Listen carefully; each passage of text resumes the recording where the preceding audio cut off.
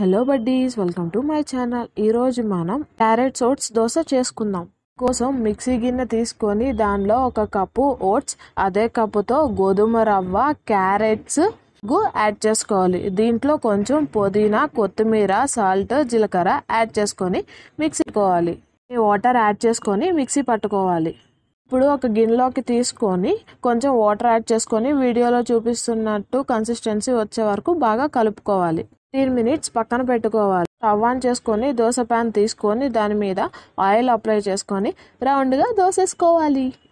రౌండ్గా రాదు కానీ వచ్చిన షేప్లో అయితే నేను వేసుకొని తింటాను.